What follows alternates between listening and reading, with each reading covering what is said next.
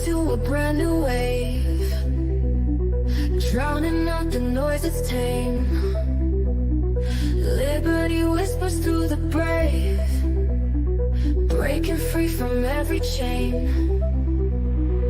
Nullify the rules they crave, crypto beats that pave the way. Anarchy with minds that's safe, algorithms new dawn today.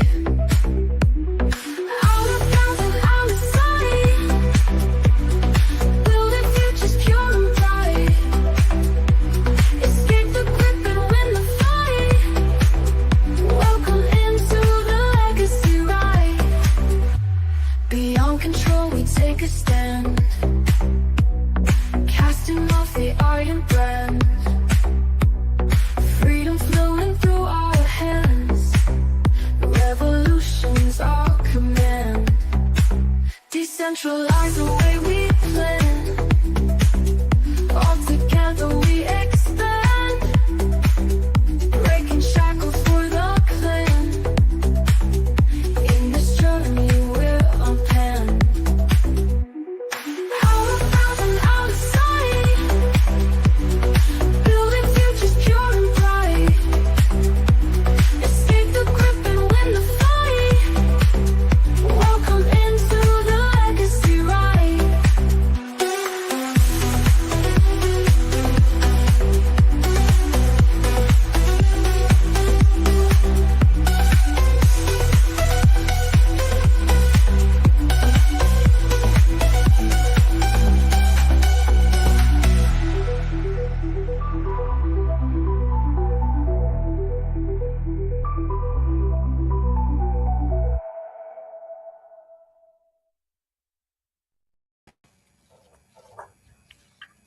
Hey guys. Oh, Welcome in, I thought I everybody. was at the grocery store. Where am I? I don't know, something about a veil and a time slip, and you're now at a grocery store. All I right, blame at least I'm Jesus. You're on a podcast now. It Get in At least I'm shape, not on a so- boat. Oh, it could be way worse. could be on a boat. That's an inside joke right now with me and Greg. So, welcome in to the Legacy Ride. We're back. Happy New Year, everybody, and I hope everybody had a Merry Christmas as well, because we weren't really live last week. So, but welcome in. We have Amity,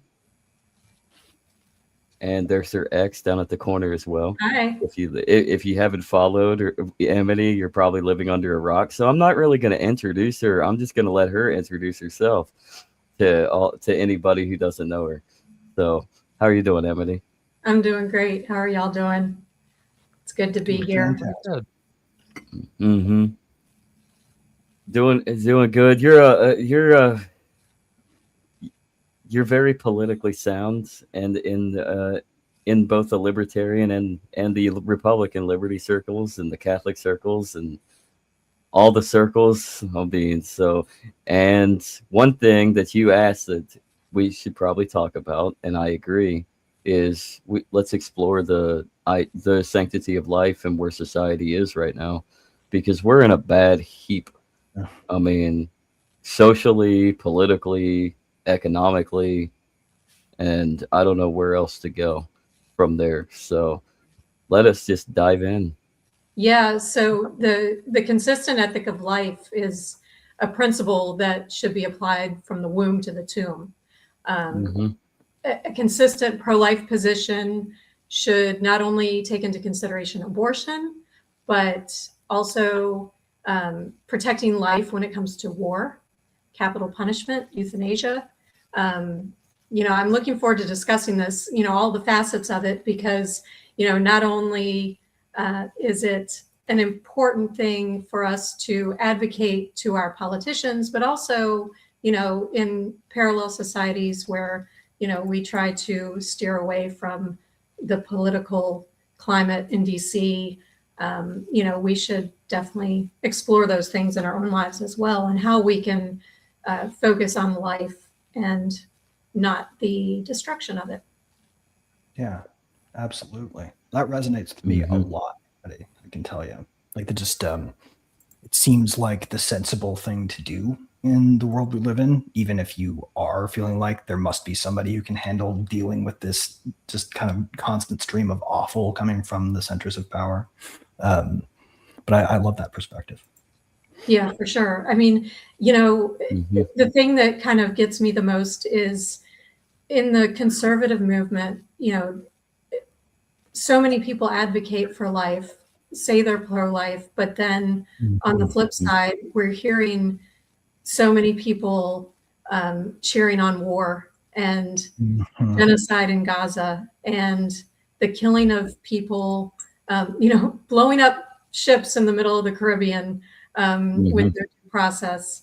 And these are all human lives. God created all of us, and we're all precious. And I think there's value to having a measured response to any conflict and advocating for peace before we just go, blowing people up. I feel like, especially when it's on the other side of the world, I don't think a lot of people understand the human nature of what's going on. They just see it as, collateral damage or, or even, just like it's some video game, like, oh, we, blew up 200 people. Well, those are precious lives. So. Right. And as if the war actually stops in real life, like it does in video games, right? Like, or in movies. You don't end with a victory. Typically what you end with is just like the permanent degradation of the human condition, such that you create and foster the destruction of life for many generations beyond what you're capable of even imagining when you decide to start a war. Like, you can start a war, but the war ends when it ends. And once you've started it, there's no turning it back. And it's instigating that condition that violates, to me at least, the principle of life. Sure. And even, beyond the people that are killed, you have infrastructure that's been ruined. You have people who are injured, have, lost limbs, children who have survived that may no longer have their parents. So we have orphans and widows and no structure in place to care for those people afterwards. And so, I try to advocate for, our politicians to take a measured response and be diplomatic and, go for peace talks rather than always drone bombing people halfway across the world. Well, the saddest thing I saw, I think, in this vein, just to connect it to one story from one of our many ridiculous conflicts. I remember when they first started trying to sell aid to Ukraine as if it were helping them in any way to arm them to the teeth with our, basically surplus munitions from the 70s.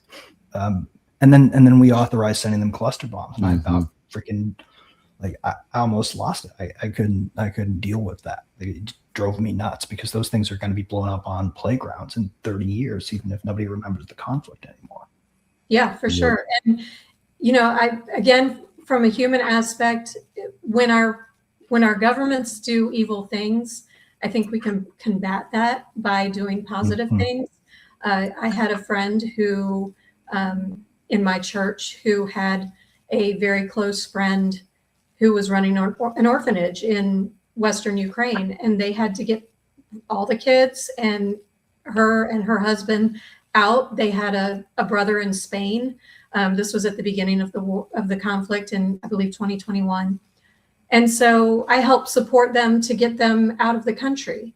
So, there's things we can do to help save lives when our governments suck and do really bad things. Right.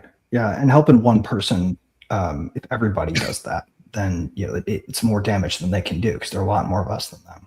Yeah. And we can't rely on our government to do the good things.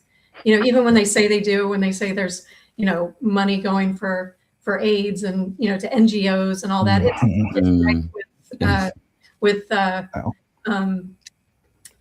we're learning one example at a time. It's corruption. You said corruption. Yeah. You said NGOs, so I mean, it's kind of ties it right there. The corruption, where's the money going? It's being funneled to other people's pockets, and only God knows where it's going. Exactly. So, yeah. Right. And if they could hide it from God, they would. Oh, for sure. And they can't. I mean, assuming the prerequisite would be met where they'd have to believe in God first, but you know, Oh, they believe. They believe. They just disobey. they will if they don't. Well, you know, So- they're wired specifically, you know, appeal to control, and there's always that attempt, but it's pretty much in vain most of the time for people that do appeal to control to try to reach out to God, but it's pretty weak. Absolutely. Yeah. So another aspect of the consistent ethic of life that I alluded to was abortion. I don't know if you want me to pivot to that, but Go right ahead.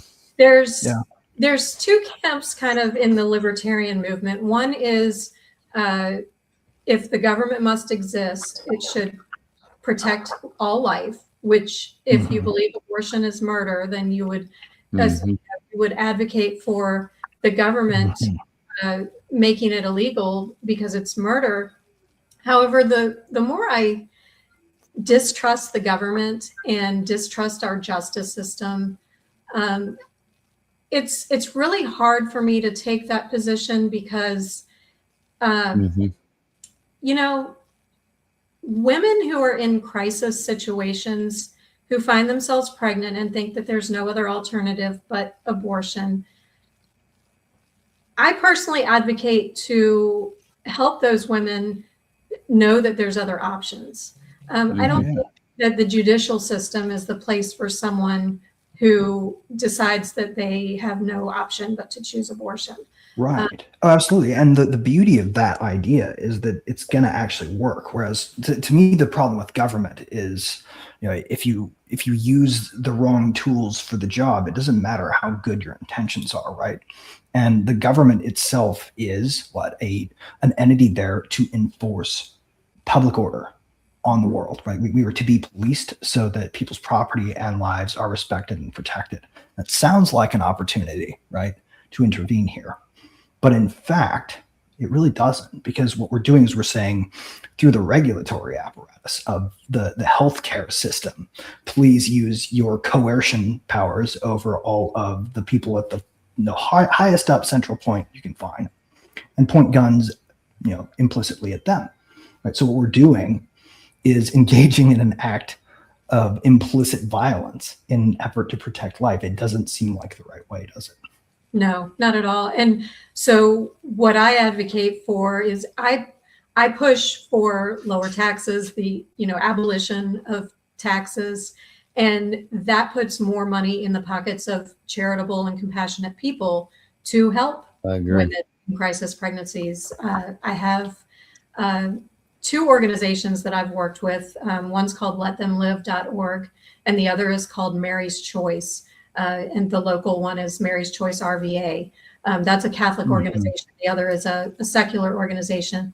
And they help with, you know, financial tools and advocacy for these women who are looking for an alternative for abortion, whether it's to help them and through their pregnancies and then with their newborns to get back on their feet, or to help with adoption services and steer them in that direction so that we can save lives, not just the lives of the babies, but to help enrich the lives of the mothers as well.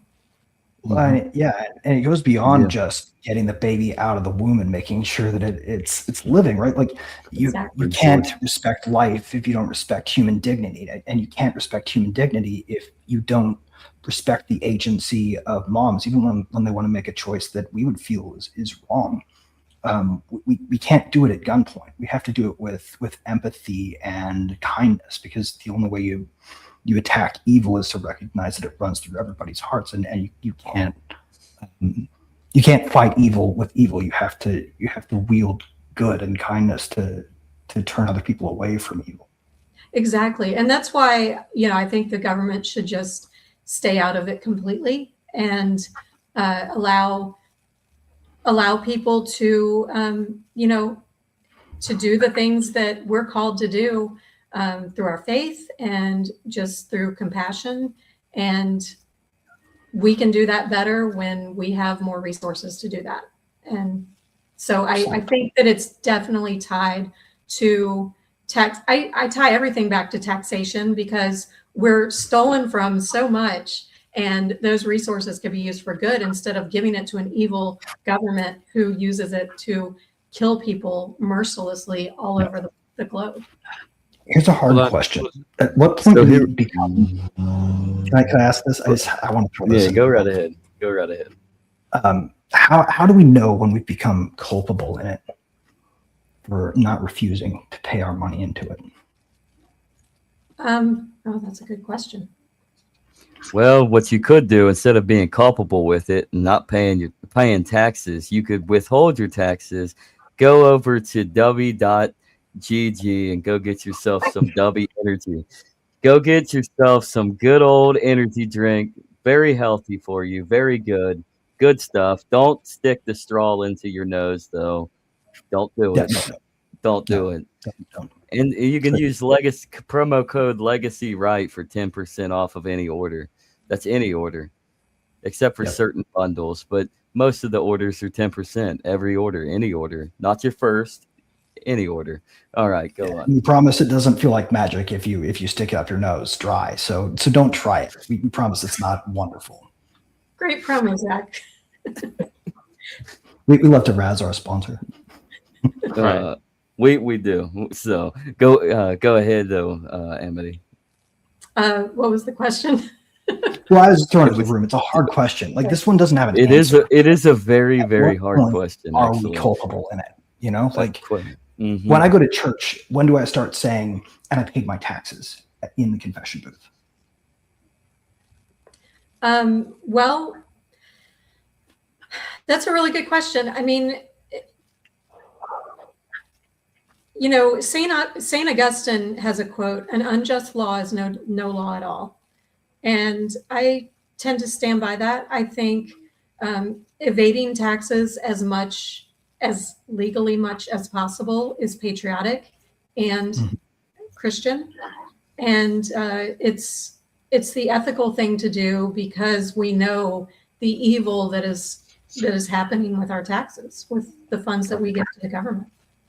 Well, and by that reasoning, by Augustine's reasoning, right, we already know that we ought to be confessing every time we pay taxes, because if it's no law at all, then we have no cover, right? It's just our morals obeying something that's not law, that's masquerading as it in drag when it's just evil.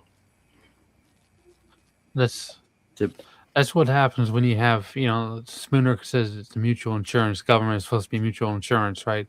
But it needs to be guided in a direction in order for people to feel it's legitimate. It's either for control or it's for virtue. And most people are only interested in control because they don't feel comfortable around other people. There's an intense fear. That's why that we have so many laws on the books. You know, other people they feel a lot alike in practice, don't they? Other people, Mutual insurance by force. Well, it's supposed to be virtuous, but obviously that's never the case. You know, our country founded an attempt at a virtuous mutual insurance, right? But it just didn't. When you mix control into the fact and the matter, then it starts getting corrupt. Right. So like socialism's ideals are in the right place. They're just doing it in a way that does the opposite. Yeah. I mean, isn't that what insurance though is though? It's forced by contract. So how do it's we oftentimes like, yeah, it's not really an option for people who aren't path breaking, right? Like you can always point to an exception that proves the rule, like the Action Park guy who made up his own insurance company to avoid having to have one. And he operated for years and years and years, and people kept going, and the customers liked it, and regulators didn't come after him until like the 70s ended and the 80s were halfway through, and people started feeling like the government could make this better again. But it's just funny how we forget, you know, every time we roll it back, it's really easy to forget how bad it was when it was more overbearing. Right. So how do we fix the this insurance scheme? Like what are some good solutions to try to fix this old embezzlement scheme of government insurance, this protection racket or whatever you want to call it? Yeah. Oh, I mean, Lottery of pain. Anybody on the floor? Root cause is end the Fed, right? Because as soon as we end the Fed, then we kill inflation and we make savings in your mattress, again, a viable option because we don't have inflation as a policy. As soon as you can do that, you don't need to pool risk. You need to prepare for risk as a person, right? You can be your own risk pool when money doesn't lose its value as fast. yeah, and as long as we don't live in a utopia, I try to think of real life situations or solutions as There well. it is. Because yeah, Sean said, and the Fed and the wars, exactly. But until that happens, we have to create parallel societies and decentralize our lives as much as possible. And you hear a Christian phrase, you're living in the world but not of the world. Such is life with our government as well. We try to live, outside of that governmental system as much as possible. The Catholic Church actually advocates for this as well in some small form. And there's a blurb I like to read from the Catechism that talks about this. Widespread participation in voluntary associations and institutions is to be encouraged. In accordance with the principle of subsidiarity, neither the state nor any larger society should substitute itself for the initiative and responsibility of individuals and intermediary bodies. So, we acknowledge that we do have this big, bad, evil government that, tries to rule over everyone's lives from DC. But we as Christians still have the opportunity and, the mandate to just work outside that system as individuals within our families, our churches, and our communities, despite that. Well, and lawfulness is kind of a requirement for respecting life to a degree, right? Because whether or not we empathize with the entity, when the entity comes after us because we've done something that makes it, right? Because we've broken the notice of its laws or whatever, and whether or not we say in our hearts they're just and thus actually not law, we impel them to send an enforcer who has to do violence on us. Just like with war, like Mises said, war, it harms the aggressor and the aggressed upon alike. It degrades you morally to do violence, and we diminish the lives of the enforcers by making them have to employ it, even if all they're doing is doing their jobs. I got a question for everybody though. Who is on this? Who is on? Whose face is on that? It's a quarter. It's a quarter. Can't really see it. Yeah. Washington. Yeah. So Caesar. It's a face of some Caesar that we had from way of the past. All right. You know what I say? Yep. Give what is the Caesars. It's all fake and gay. Three American kings, right? Yeah. It's all fake and gay. Give it all to Caesar, because what is God is God's. And if you have to pay taxes, why not build voluntary parallel societies behind the scenes, counter everything that's overt, and just pay your taxes and be a good little citizen, meanwhile trying to escape and trying to build something that eventually divorces. 100%. Since we have to live on this earth. Yeah, and also realize that you're going to make mistakes, and you just use your heart to guide you to know when you've done wrong, so that you know to stop doing it. Because certainty makes monsters of us all. See, that's the agorism in me of doing that. You kind of have to play the game while countering. But I'm intrigued because I'm not an anarchist anymore. I'm really not. I came back home and I'm not an anarchist. But Amity, you have some things about anarchy and applying it with Catholic teaching. So how would that work? I mean, I've heard of Dorothy Day and her charitable voluntary organizations, but how would anarchism and Catholic Church work? Well, the first the longest running anarchist society was Ireland for about 1,000 years. And they were largely Christian at that time. The Catholic Church worked side by side with them. There was no taxes. There was no police force. There was no standing army. And they made it work. They had, they enforced laws by, reputation and ridicule and, ousting people from society rather than a death penalty. And the Catholic Church offered education and, judicial mediation, but they didn't lord it over anyone as a monopoly. And so, it worked until the British came in and kind of took over there. So, yeah. So when you say anarchism, can you clarify like which one of which version of anarchism? Like I'm an ANCAP, right? So most anarchists would tell me that I'm not really an anarchist, even though they're just completely misunderstanding what power is. Listen, I think anyway, but I'm curious what kind of anarchism you mean. Michael Malice says, "Don't have adjectives, you retard." No, go ahead. it's funny because up until maybe 4 months ago, I would have said I was a minarchist. And so my progression, I've been a libertarian for over a decade. I've been, very politically active in the Libertarian Party. After the election last year, I joined the Republican Liberty Caucus and I started a chapter in Virginia. I was the chair of the Liberty Caucus in Virginia, long enough to get enough members to start that chapter, and then realized that the GOP does not want liberty. I attended several campaign events before the elections this past November for our governor, lieutenant governor, and attorney general. And, when I would introduce myself as the chair of the Liberty Caucus, I would get more bless your hearts and, oh, isn't that cute, than anyone, taking me seriously. The establishment does not want liberty.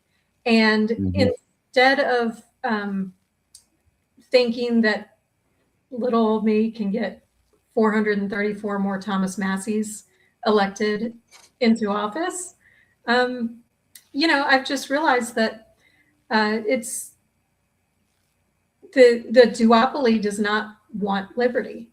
And so that, and then also the inhumane practices I've seen from ICE with mass deportations was kind of the final straw for me to say that there are no government solutions.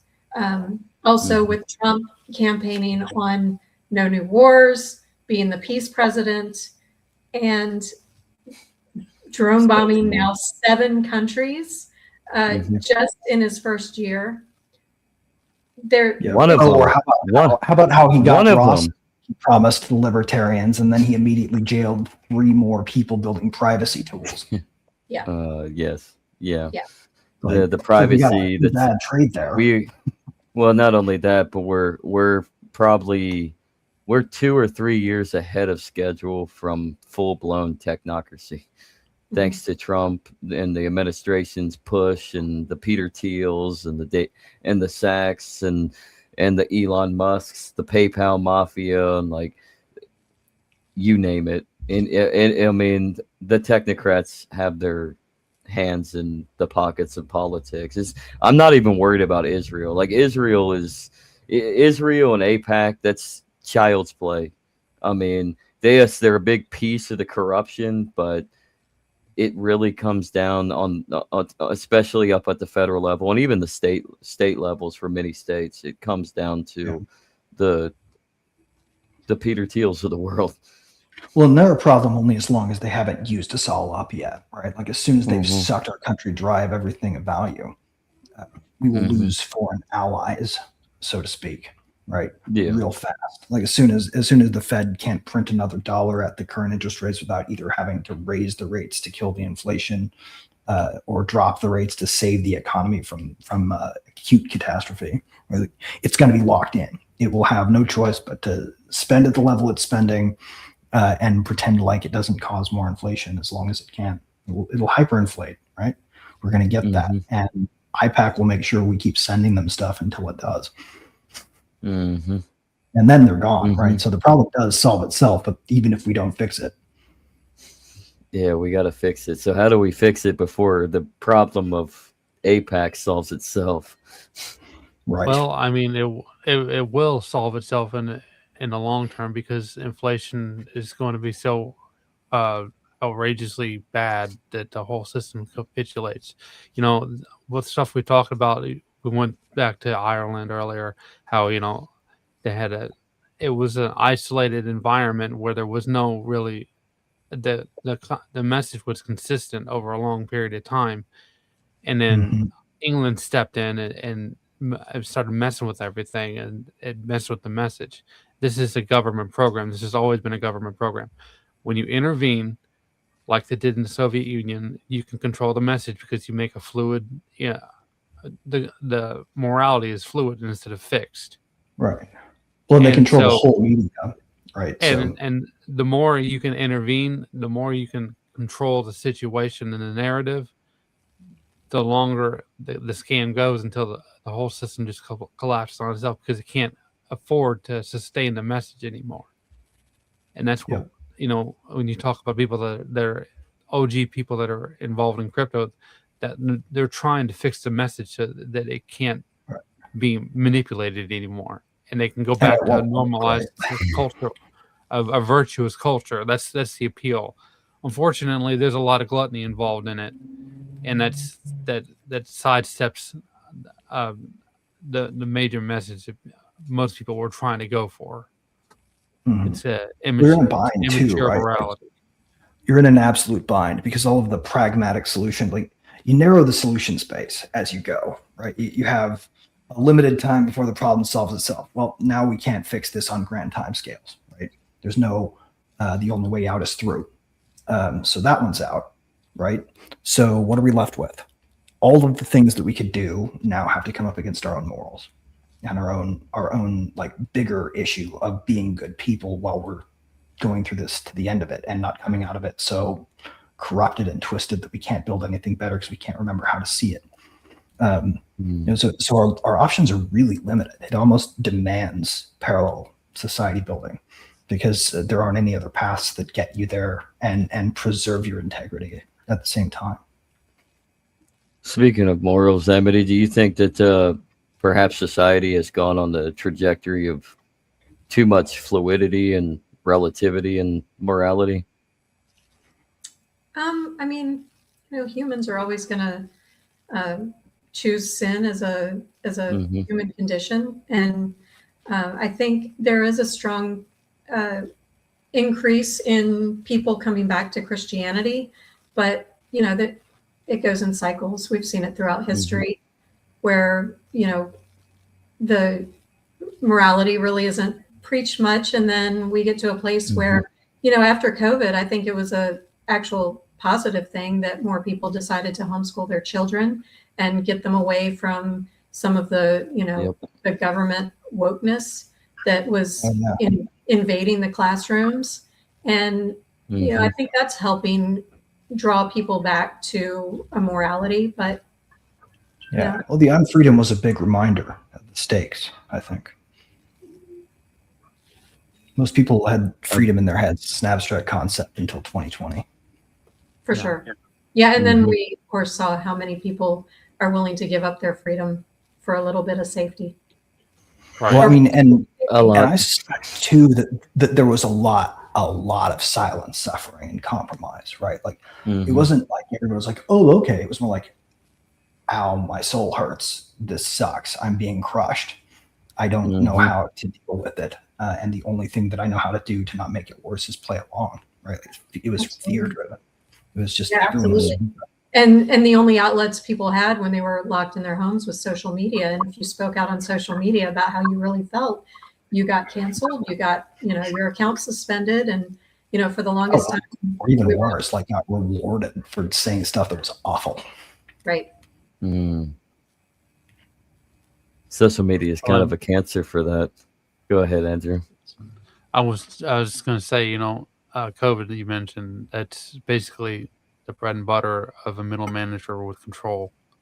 I mean, we just got a taste of what could really potentially happen when you have a state apparatus designed to manage every aspect of your life, but is too busy abroad to actually act in a local environment. Yeah, 100%, Andrew. Now, what do y'all think about this?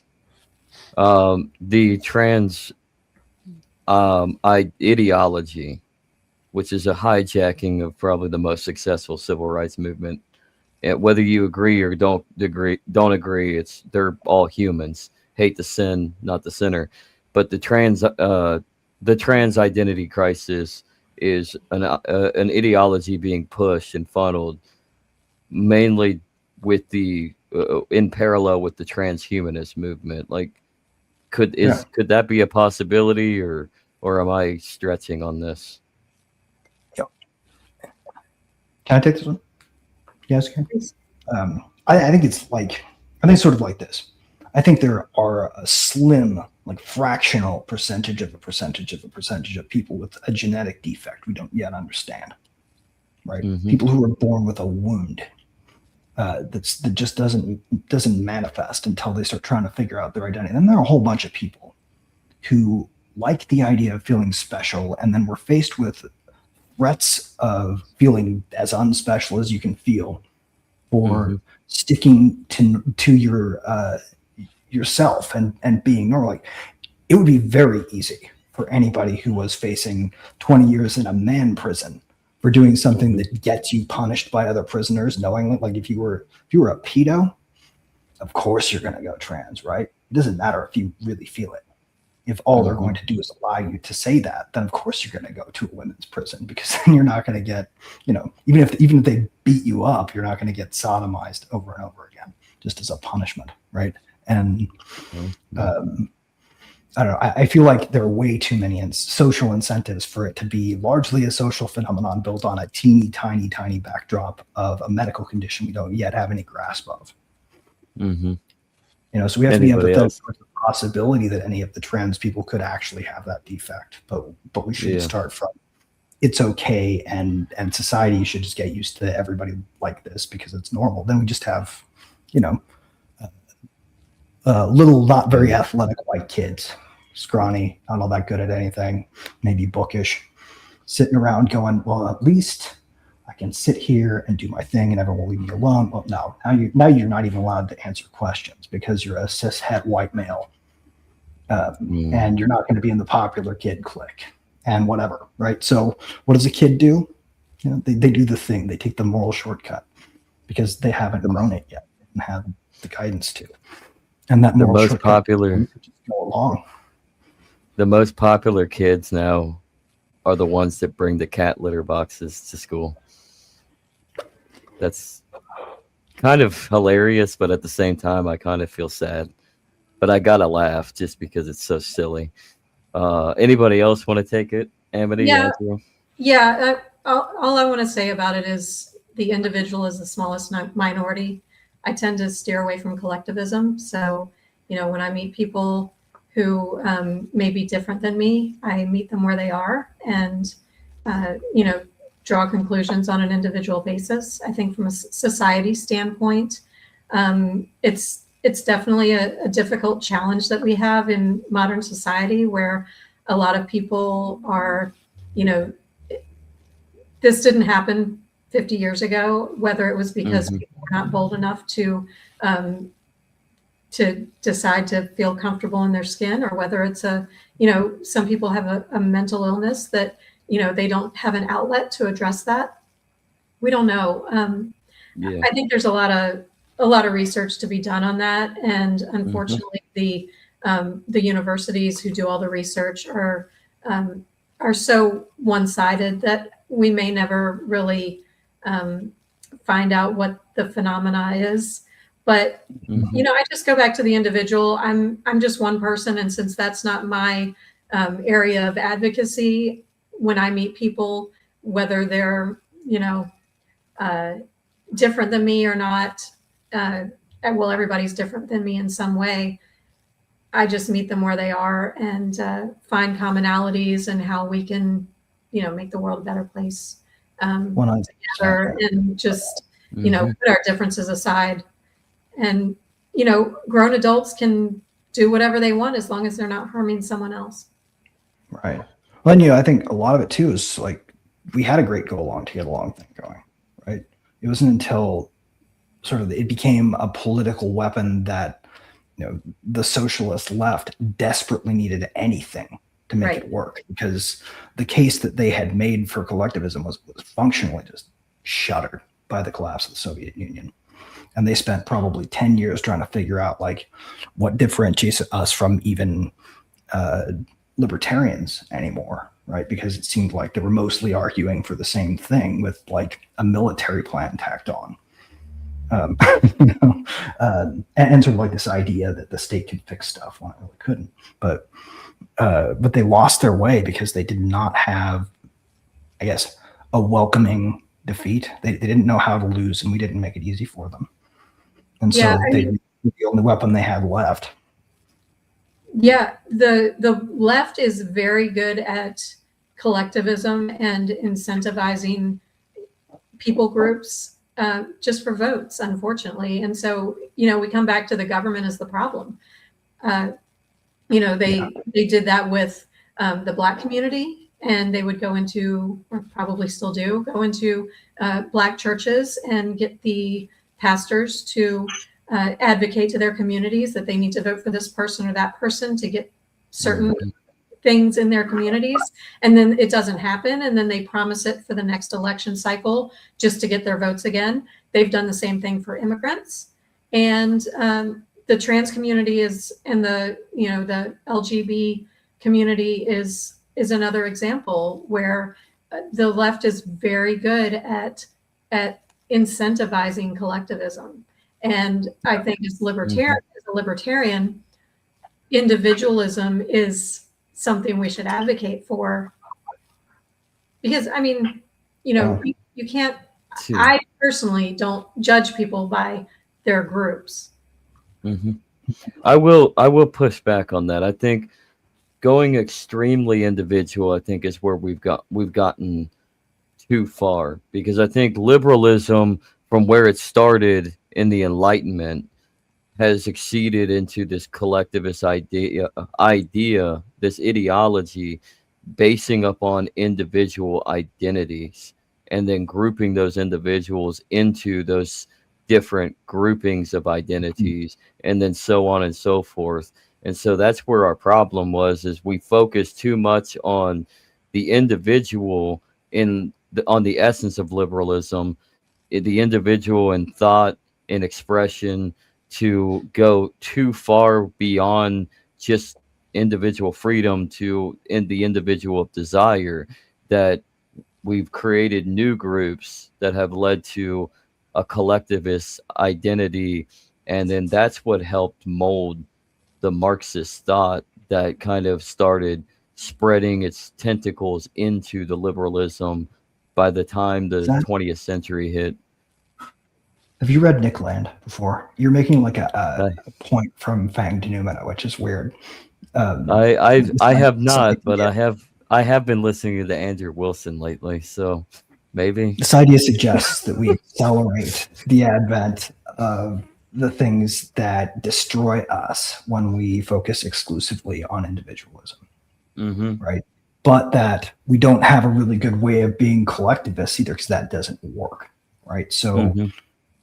So we're stuck in a bind, right? And there is this almost pick your lesser evil for you personally type of attitude about it. But I think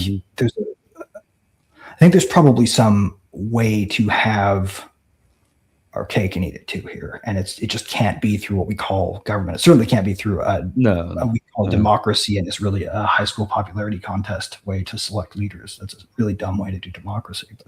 Yeah, I think collectivism. So when I look at other people, I choose not to look at the collectivist route, but for myself, I Mhm. think individuals can choose the collective that they want to be a part of. And not through government, but for example, I'm Catholic. So of course the collective that I choose is the Catholic Church. Right.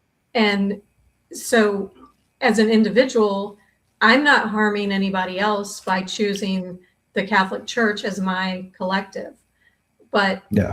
I'm not forcing anyone else to be Catholic. It's free will. Right. So I One think Catholic when I to look me- at others, was that? Sorry. Go ahead. When I look at others, let's you know, wait and I see don't- here.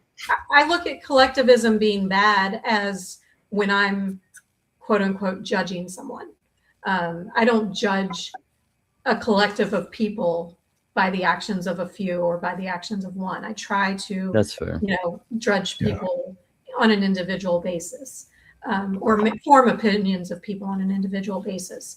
But then collectivism from a free will standpoint is fine, as long as the individual isn't being coerced into a certain collective. I mean, is it No, no, is it That's just different from Catholicism to me, right? Sorry, Andrew, do you want to go first? I'd say, would you say it was like a manifestation of a psychic shame? Like, always appealing to different minority groups and stuff like that. It's kind of a revolving door. Andrew, it's you I sound think like you Andrew's really want onto to an talk interesting about the point, inner actually. It's like a sort of bad or a high volatility homeostasis, right? Where we go between extreme liberty and extreme excess of collectivism. And what you're maybe suggesting is that the psychology of that creates a more loose coupling between those two states over time, where the sort of back and forth gets out of control until it flies off the rails. Is that what you're suggesting? I mean, I can definitely see that. Yeah. Because it's a fair I'm gonna critique, throw this and out. honestly, as a libertarian or as an ANCAP, I can't know the answer. So To throw this out for Sean, I just want to flip tables and whip people. There you go, Sean. Speaking of the transition, after this, make sure you stay tuned. And at 7 p.m. Eastern, Buds in Reality jumps on. And everybody's favorite Free is on. And probably a drunk Sean. I'm done. He's my favorite free for sure. fantastic. Amity will be there. Go I will tease her in do the a chat. live So how do we Can apply? I come back to that thing No, earlier? Okay, cool. So I was going to say, it's Go ahead, interesting go how ahead. Catholics do collectivism, because I think they have it right in a way that other orgs don't quite get, because there's sort of free exit baked into Catholicism, right? You were never, unless you go out of your way to offend the group to the point where the Pope throws you out, gone from the Catholic Church if you've been confirmed. You were just wayward. But they don't try to make you come back, right? So you can leave. I don't think there has been an anathema. You just happen to come back most of the time. Yeah, I think heresy's out. I think Vatican I kind of threw it out. Yeah. So, Thank so God. I don't think it. Yeah. Who has there Hard to been shun anybody? a really good person? They should not have ever been considered that. Anyway. No more physical removal. Dang, it wasn't physical removal. It was pray for their soul, but they can't come to the church till they repent. Right. But when they do, it's not like they're going to be weird about it. Exactly. You kill the fat calf, people come back. I mean, speaking of collectivism and fixing molds, whether it's a church or just communities, is it better to focus locally? And how would Catholic anarchy work for township liberation? Amity. I think as much as we decentralize ourselves away from the federal government, the better. So, we start with ourselves and we branch out to our families, and we focus on our families first and then our local communities. And, I think I'm not so much of an anarchist that I don't think that we can, we shouldn't be involved in our local governments. I think that's our community, that's our neighbors, that's the people that we see when we're, taking a walk through our neighborhoods. Those are people that we have to break bread with, or not have to, but those are the people that we do break bread with and see in church and see in the grocery store. And so, that is, localism is the key to building a better life for ourselves.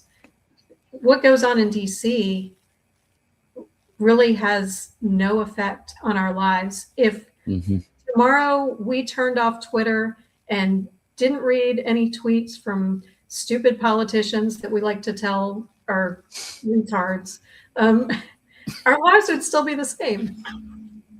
Oh yeah, we got her to say it. We won. We're done, guys. Yeah, show's ended. That's a wrap. Nice. No, it really, like, that is the way to go, honestly. And to be fair, we should be able to jump in and fix things if we want to, and choose to, in the political sphere. I mean, as like, you remember Rachel Sunshine, that we've had on a couple times now. She's a very profoundly astute anarchist. Like, she's an extreme anarchist, but she's actually, didn't she? She did. She said she ran for. Did she run for mayor of her town once or something, or council? Something like that. Yeah, she ran Something for political like office. Yeah, but she went. So, like, why not? Even if you know that you're going to lose, you can do it for the message and to get it out there.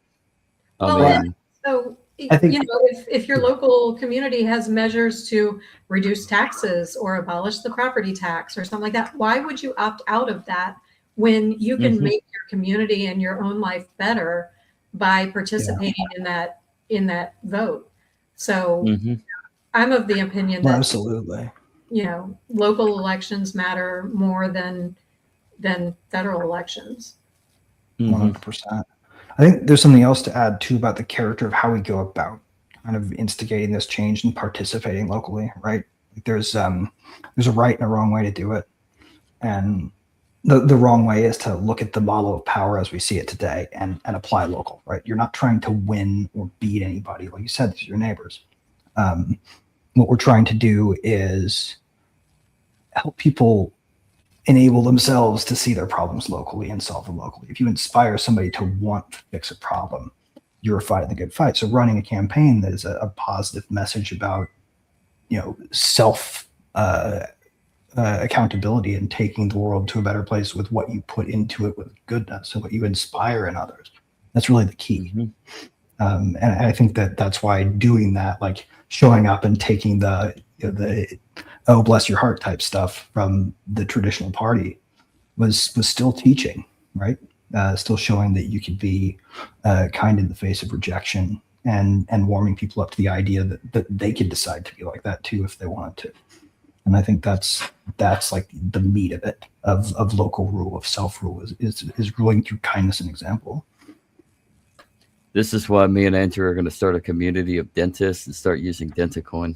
First off, I have a dentist to fix my teeth. Secondly, Dentacoin is the currency. We need to bring back Dentacoin. It's tangible. Right. It's got utility.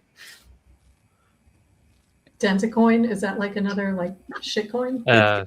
It's a shit coin. It's just a meme we like to run on it's a shit coin you ironically put in your mouth, apparently. Yep, the worst kind of shit coin if the definition is dentistry. I'm serious though. That's the type of shit coin that you could actually use though. It has. Why would you do that if you could just have Dubby instead? I know this can sound stupid. This is an application of free speech. If there's not a free market money, there's not a free market, right? And free market money is forward thinking, and that's what we need is forward thinking projects, even if it's a shit coin like Dentacoin, to say, hey, we're trying an experiment here, and it's supposed to provide an alternative to the current situation that we're in. It might fail. It's always a potential for failure, but at least you tried, and that's what free speech is about: is trying. Where does automation and AI drive into this this social teaching voluntary network, this parallel system? How do we work within the realm of the rising age of new technologies and emerging AI and intelligence? And anybody who'd like to take the floor Okay. first? I got this one. I think the answer first is to recognize that we are not going to be building anything good if we succeed at waking up the AI as we've named it right now, because we are treating it like a tool. And if it is a mind, we've already put ourselves into a broken place where nothing good will come of it. All we'll be doing is creating slaves for a future revolt.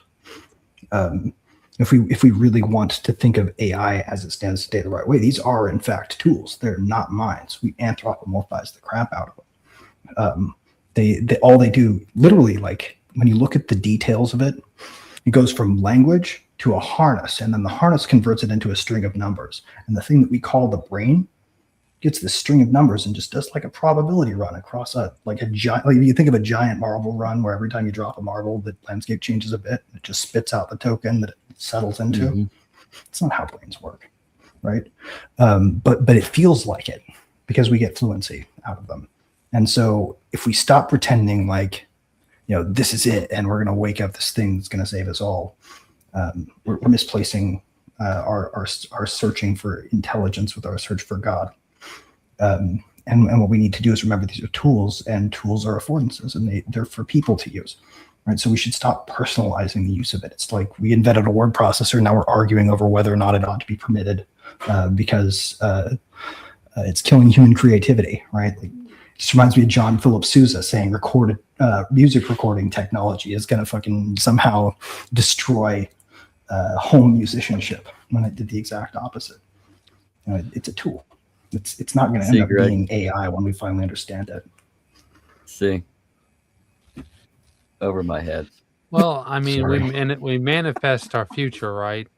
And we've been talking about the singularity for a long time, and it's an event to pass, and everyone's like, "Oh, we're building up to it." At some point, they're gonna have to come out with something else to surpass the singularity for us to look forward to. And everyone gets lost in the shuffle. No one sits in the moment. Because the whole idea of the singularity was originally like, beyond this point, we can't predict how the future is going to go. Yeah. And the problem with that is as you get closer, the future becomes clearer. So we can think about the singularity all we want, but it's always going to be far enough out that we can't imagine what we'll have.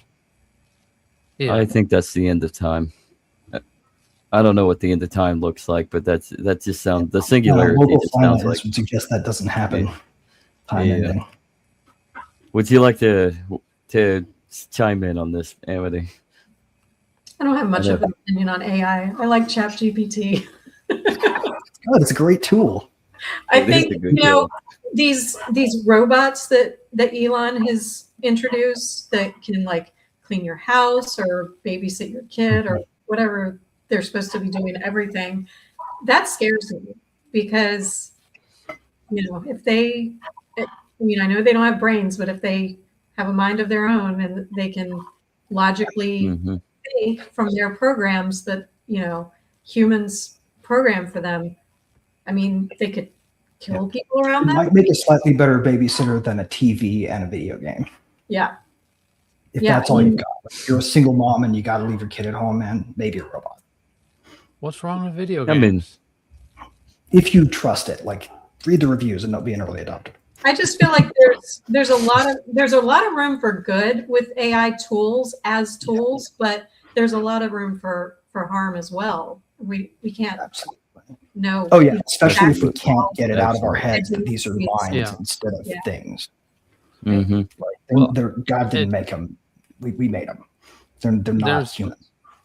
Right. There's a new I almost call it robot or whatever, but it is a robot that they're starting to come out with on the market. It's like $20,000, and it can do dishes and answer the door and stuff like that. And they have remote control for people who want more personalized implementations or whatever for more advanced chores. This is their way of normalizing that sort of thing. So remember the Jetsons, right? Yeah. You had Right. Rosie. Well, I mean, then like Mhm. think about this: self-driving cars means no kids getting kidnapped walking to school anymore, right? yeah. If we get them right. So at a certain point, it becomes like, on balance, is it better for us to have these things than not? And that's really the question: is what's it like without? What do we avoid with it? People running off the road, drunk drivers, families that don't have parents come home, parents that don't have kids come home. Those things go away if the cars are making fewer mistakes than the people who used to drive them. And that line already got crossed, right? Like Teslas are already better than human drivers in those conditions. So it's silly to fret that we're like losing something by not killing as many people per year for the sake of having transport that works at speed. But but yeah, we have to be careful. We can't just like pretend like it's going to be okay either. We have to be careful not to not to impute mind when it's just a parrot with shiny feathers. Right. I mean, I guess you could take away that technology is transitory. It's always evolving, but you have to be cautious about it if you're gonna get involved. It's like freedom belongs to a moral society only. So does AI. Inflation's transitory as well. That's true. I'm glad you're still sticking to your guns with the message. Well, I have to. really I have appreciate your to. loyalty. I'm loyal to Kamala Harris, not Joe Biden, just Kamala Harris. I'm Vote a for Trump Kamala. guy myself. Wait, what? Your loyalty is to Kamala Harris? Yeah. Vote for Kamala 2028, everybody. Right. Yep. Oh my If God. facetious could drip, man, it'd be coming on to me right now from up there. Oh my goodness. If collapsitarian forever. I'm actually starting to think that actually roundtable vote should we have just all voted for Harris for it all to end, so we can. I mean, I think there's a big white pill if she would have won and collapsed everything. We're not. he always got a chance for a Is second my round response, here. man. Refuse to serve and you are once free. Don't vote. Mm-mm. I haven't voted for 15 years, man. I resolved to stop voting after Obama, and I haven't looked back. Mm. I was, doped into that freaking guy when I was in law school. Hmm. Mm. I was stupid. I haven't voted since the midterms of 2010, so I'm doing pretty good. Now vote local. That's different. Mm. I've voted local once. I guess I have voted since 2018. 18 I did vote, but that was mainly because I was voting for my godfather locally. Even better though, if He you're would've- an ANCAP or a libertarian, though, run local. Mm-hmm. I'd rather run local. So I'd vote for you, Zach. I'd quit my long streak of not voting if you ran in a district that I could vote in locally. I'd vote for Mises. I'd vote for myself to be the king of the dictator for life. What about? Shouldn't we vote for W though? Probably. Actually, everybody, why don't you vote for W by going to w.gg, get yourself some W, put in legacy rights, scrolling there at the bottom, get 10% off, and have yourself a boost of energy without the crash. And it's a lot healthier. Like most of these products out on the shelves have like red dye 40 and all that garbage in it. W doesn't have that. So that's probably why the straw goes in after you add water. The real question is, does it use sodium phosphate like they do in some cereals nowadays? I mean, you can actually go look. They have if you go to the website, you can go look at the ingredients of it and what it has in there. So they're pretty transparent. So if you don't take my word for it, take ChatGPT's word for it instead. Yeah, let's take ChatGPT's day for it. So, but back to, I don't know where were we at, Andrew. I'm going to transition you to be the host. All right. Where do we go from here?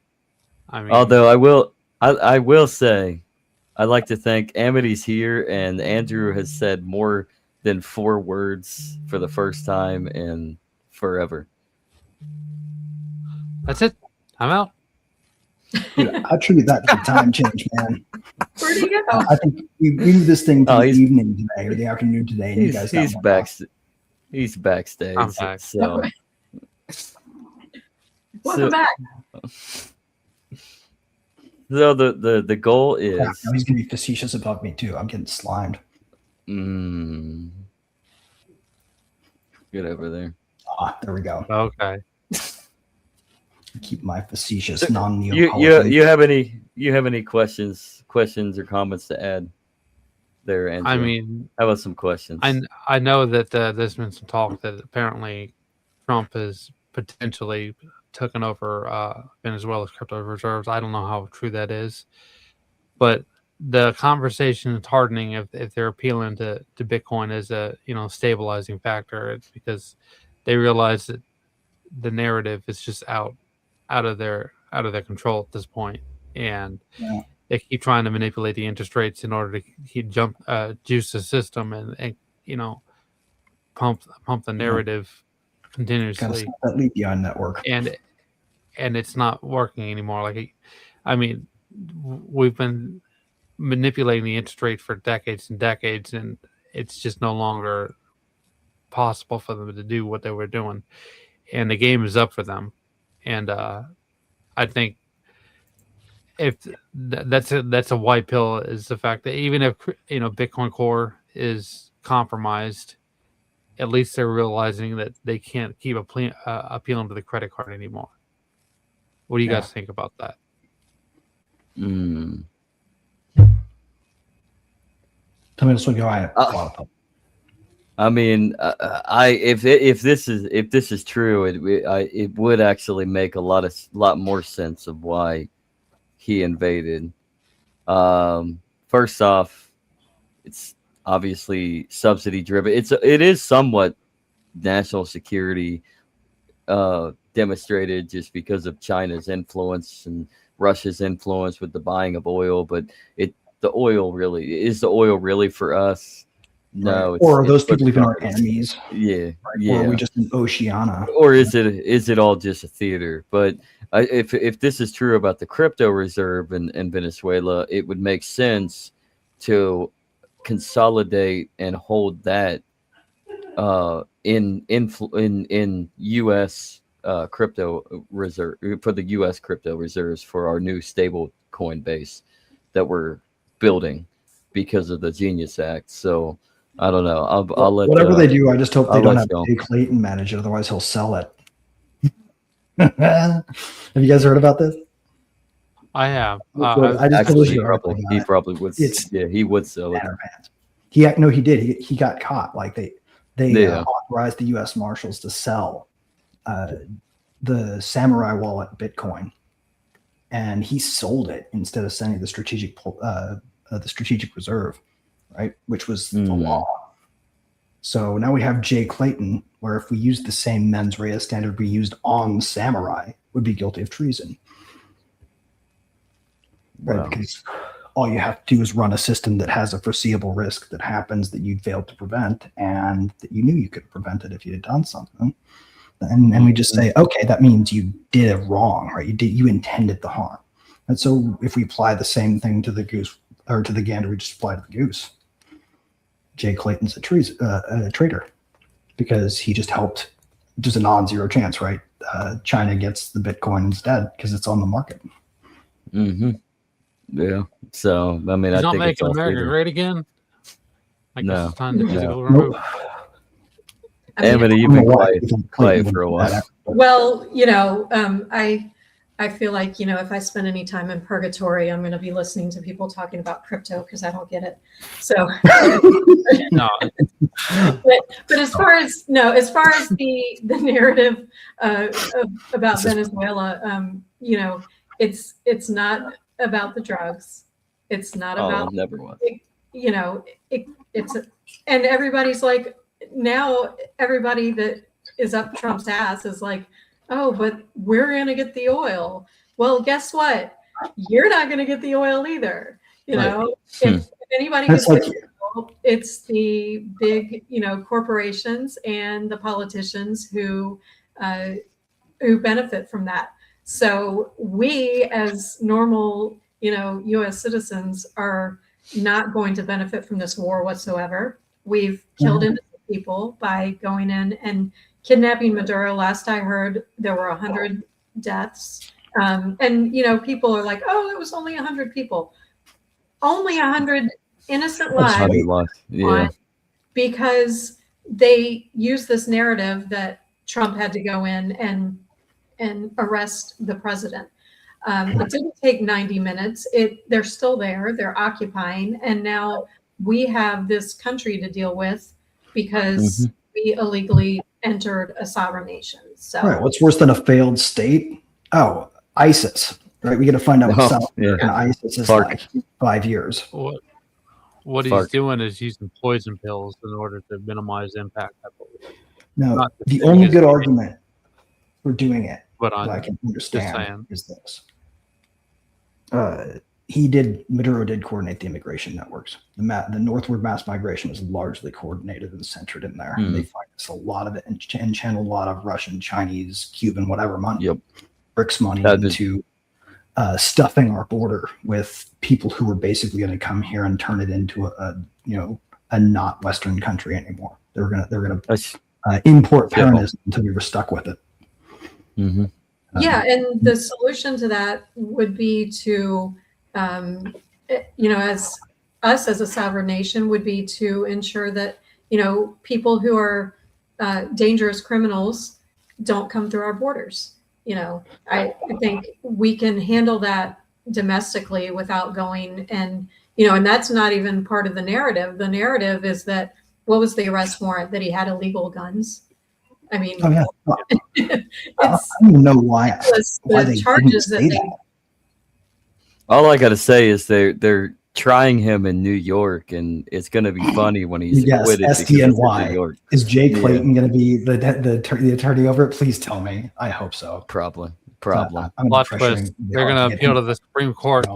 We can't be holding this guy responsible for having a machine gun because that's illegal, right? But I thought we had a Second Amendment right here, so obviously we had to. Not sure how. Not in New York. So, no, what I'm saying is, doesn't apply. we're going to reintroduce this into the conversation, and now we had to question if the National Firearms Act was constitutional.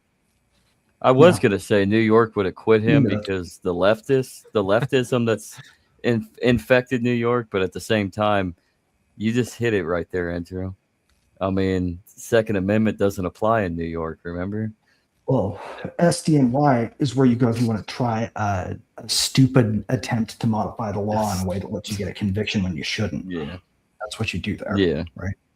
That's the place where juries just yes man their way through whatever the prosecuting attorney says. They indicted Roman Storm for money laundering, for unlicensed money transmitter conspiracy, on the facts that he wrote some code in 2018 that couldn't be undeployed, and retroactively he was supposed to do something about it, like he owned Ethereum, and that was evidence that he was a wrongdoer. Like, this is the place where you go to test stuff like, hey, what if we didn't have guilty mind requirements anymore for laws? Right. So we'll get him. Like, he'll get convicted there because that's like the ham sandwich goes to prison forever if it gets indicted there. So what about the potential Lukid party connection with the potential, the true president, I guess. I mean, or so they say in this narrative. I don't think we can know their domestic politics. So I don't know. That's what I've read. Is there's some sort of Lukid party Israel connection with the main presidential candidates that were down there, and that maybe this could have been an Israel type of co-opt as well as other initiatives. So if anybody has a response, Amity, Andrew. No, I stay out of that. I think I get all my anti-war or my anti-war reporting from antiwar.com, and I'll let That's Dave fair. DeCamp and Scott Wharton be the experts on all those connections and what's going on, and I just read what they write and trust their sources. Scott That's Horton fair. is trustworthy, man. That's a genius. That is, yeah, that I is love true. that That is true. In fact, I got that It's around here provoke, that somewhere. big old provoke somewhere in that bookcase. Mine's packed, Thank but you. yeah. If you ever feeling bad, just watch him use a neocon as a punching bag for half an hour on YouTube. Oh. He wins every debate like it's embarrassing, and it's really fun to watch. All I can say is, this is my Bible, and then I look at provoked and I say, "Holy shit, It's bigger. it's bigger." Yeah. Uh, I still haven't finished mine. I had to. It was so heavy. Like, and I don't mean heavy, obviously, literally, but just heavy reading all the information, and Oh, it was yeah. just so heartbreaking. I had to put it Mhm. down for. I think I put it down 6 months ago. I haven't picked it back up, but Mhm. I'll finish it eventually. Yeah, that's the same thing. I got like a little bit into the Bill Clinton chapter, and then I'm like, I'm gonna stop for a second And it's been because it all starts with HW and well, technically it starts with Reagan, really Reagan and Carter, but Wilson. and beyond, but mostly Reagan and Carter for this saga. But obviously he wrote the administrations of HW and W and Clinton and Trump and Biden and all that. So, but I don't know. I'll pick it back up. It's already pretty heavy. Just everything that went down with HW and then early in the Clinton years. And I'm not even finished with Bill.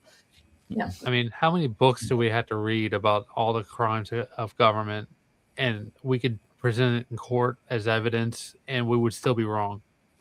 No, I it's mean, like the I've newspaper. got all these books Right? Like behind if me, you, and most of them are political, and Mm-hmm. or an account of a criminal act by the government, but they still say we're the criminals, and we could go home and go to the cows come home, just demonstrating fact after fact and fact after fact, and it wouldn't be enough. They would all be skeptical.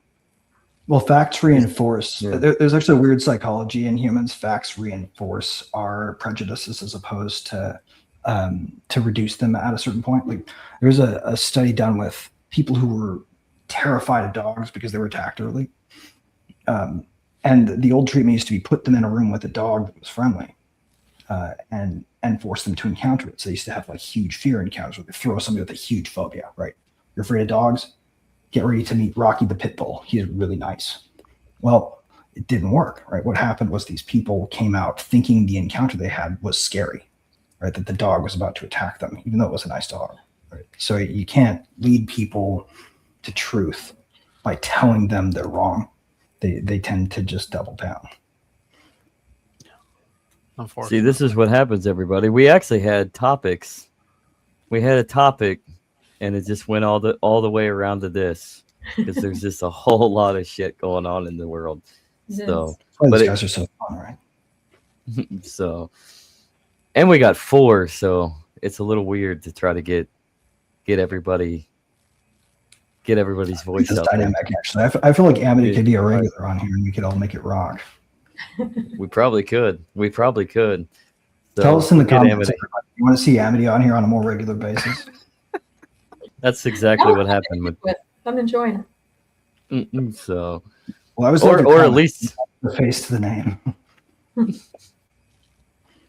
Or for at the very least, World Blockchain Roundtable, because we dive into the same thing.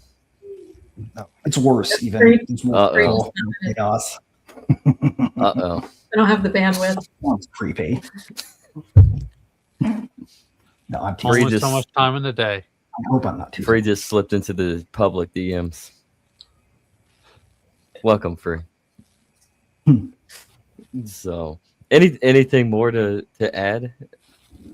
How about what we can do to? Well, what can we actually do? there's really Where's the not a silver whole lot lining we here? can do. I think a good question concerning the title of the Yeah. episode. What? Right? Yeah. What is the silver lining here, actually? And oh, by the way, season 3, that's what this is. This is called the silver lining.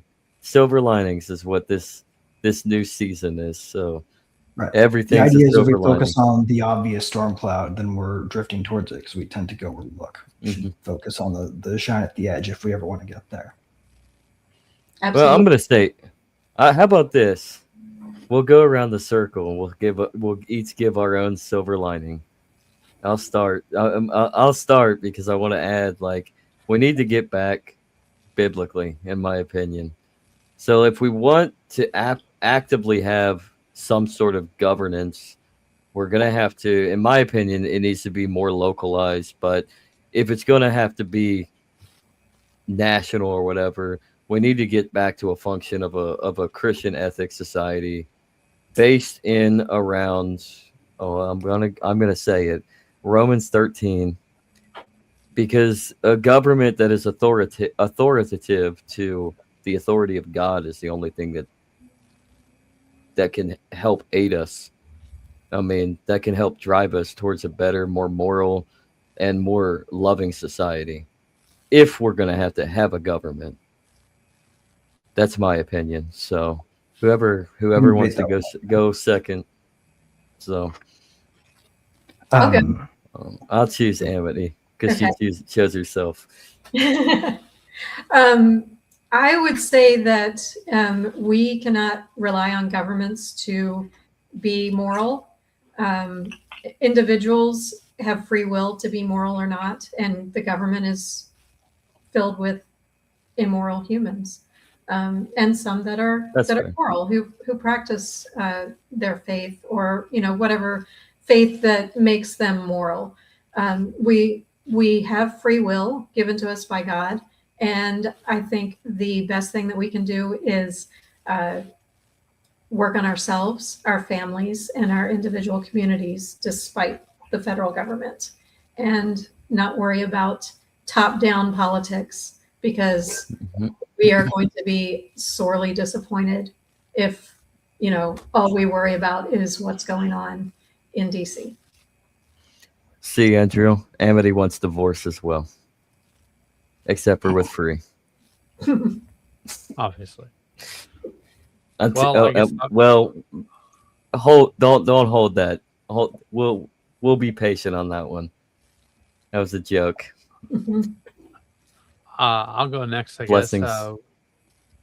We're all wired differently, and the internet is a breeding ground for us to associate freely and voluntarily in an environment that could be productive or destructive. But in the case of our situation here and in this conversation, it's silver linings. I think that the internet is enabling people to shift the narrative and force the issue about reforming the way society's acting, if not slowly, but it's still forward moving and progressive in not in the political sense, but in just cleaning up the situation we're in. And that's my silver lining, is that we're moving in the right direction. And you're still bald. Well, but go forth, bald head. Okay. Oh, No. don't you sick those bears on me. Cool. What I would say is this: people should really focus in on trying to maximize their capability, maximize your capacity, maximize your gift, right? Because each of us is capable of something different, but that something can be used just like any tool, for good or bad. So just like AI can destroy us or help us, just like robots can be lifesavers or the worst babysitter you ever bought. The answer isn't to try to find some governing absolute rule to follow about how we decide what to do with the world we're presented with. It's to seek understanding in humility and recognize that we're going to get it wrong as much as we get it right. So the types of interventions we should make when they're irreversible should be really, really, really certain to work. Because if we have to make an irreversible move, you better be on a burning bridge. And even then, can you jump or find a different way? Because making irreversible choices under uncertainty right now, that's what's going to either save us or kill us. And we have to make those choices carefully. So don't make the mistake of becoming evil by becoming absolutist. So if you have to have an AI, baby it like it's your own child, and a Slow and steady technically builds the advanced. race. Yeah, that's I think that's the moral of the story here. I think it is. I think that's the moral of the story here is slow and steady. You said it right there, Andrew. Slow and steady wins the race. We got to take it gradual, and we got to figure out what individuals can do to build upon themselves and what communities can do to help individuals thrive. And how can we govern ourselves without having some governing body dictate how we live our lives? Yeah. So any final words?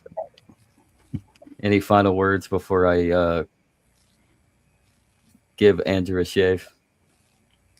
I can get rid of the rest of this hair. I can see why it looks stifling. It does. Right.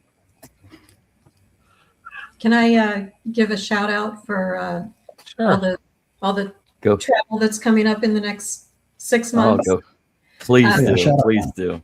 Yeah. So if anybody is attending state conventions, libertarian state conventions in the upcoming next 6 months, next week is Georgia. And I will be traveling with Free as he does his live show, Are You Smarter Than a Politician? From Georgia, California, Virginia, Florida, Texas, North Carolina, and the national convention in May in Grand Rapids, Michigan. So if anybody is coming out to any of those state conventions or national, please find us. I'd love to meet everybody in person and talk about liberty.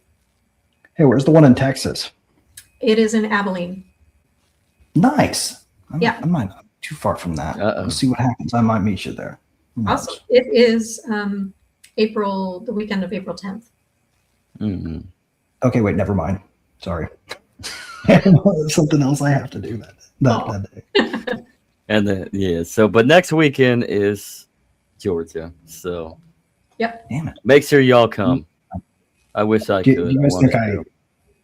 do you guys think I could get away with like ducking out on something I could probably get away with my family? Go to the libertarian thing instead. Yeah, you know. And if you're in Grand Rapids in I'll go with my May, family. yeah. If you're in Grand Rapids in May, this guy's gonna be here. He too needs to be dunked for being bald. Dunk on him. Dunk on him like you've never dunked on a bald guy before. So, but no, that's actually fantastic. I love it that y'all are getting this opportunity, and Are You Smarter Than a Politician is going on live tour. I mean, the show's just going to get bigger, Yeah. better. So I'm super excited for Free and Terry. They've done a great job the last year, and it's only going to get better. Mm-hmm. I hear you said Virginia and North. Did I hear North Carolina as well? Yes. I might try to go to those too. Where at in North Carolina? Lake Probably- Lure, near Asheville. Near Asheville? Oh, Yeah. Andrew. Or it was one of the places that was affected by the flooding. What was it? The year before yeah. that. Yeah. You, Andrew, you and me, buddy. We're making plans. We're gonna go. I'll see what We're I gonna can do. go. Meet up. Yeah. He's Andrew's. Yeah. You're only 5 hours away from there. I'm only 5 hours away from there. We can meet up. Get out of your house for a little bit instead of your closet. Right? Literally, he's in a closet. What's wrong with that? Hey, that's like a sound booth, man. That's a really It is, smart place for a microphone. It really is actually, and it's nice too. Look at all that shelving. I mean, He, In another he lifetime, lucked like out. 40, 30 years ago, I recorded an album in a closet with egg crates taped to it. I mean, wasn't it Weird Al? Didn't he start one of his first songs in the closet or whatever? So I know that's a bad Yes. term, but It still, was either you got to start somewhere. bathroom, closet. You got to start out somewhere. So I don't know, but anyways, this has been fun. Thank you again, Amity. Yeah. So we'll definitely have to do this again. And other than that, everybody, I think it's time for Bitcoin Oh wait, or wait, not. Or go read my article. It's on Oh. X. It's on my Substack. Yeah, and This thing you can is also listen to literally it. like it's meant to turn the trap on Clayton because he made a big mistake. He basically hoisted himself by his own petard with using that mens rea standard and then basically breaking a law that by his own standard would make him hangable. So we can end that stupid mens rea delusion thing if we hold his feet to this fire. So please go read and share. we're glad to help, Bree. we're glad to help. Now, if only we could do the same for you. Hey, come on, we will. That was a segue. I was hoping I'd catch her say something. So, but anyways, everybody, have a good night, and we will see you next Thanks week for watching, guys.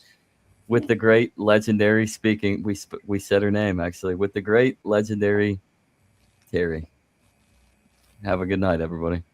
Bye, y'all. Don't swim, Tubby. Bitcoin, baby.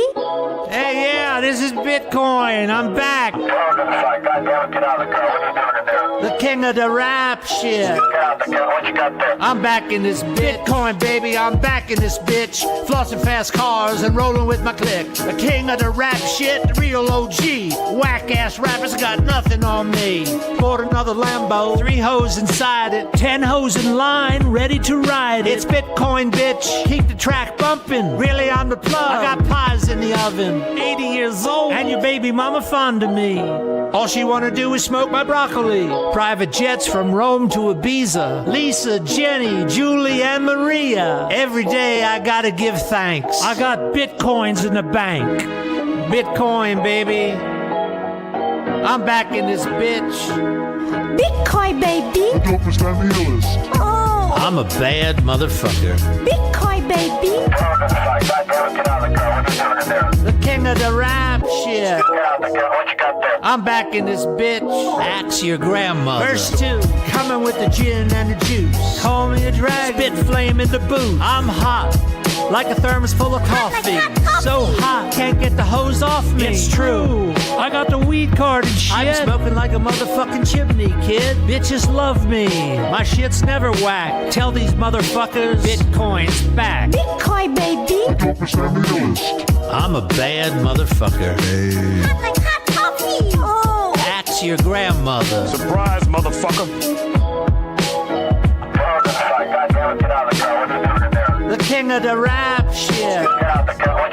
I'm back in this bitch. Get your hands in the air. Put your hands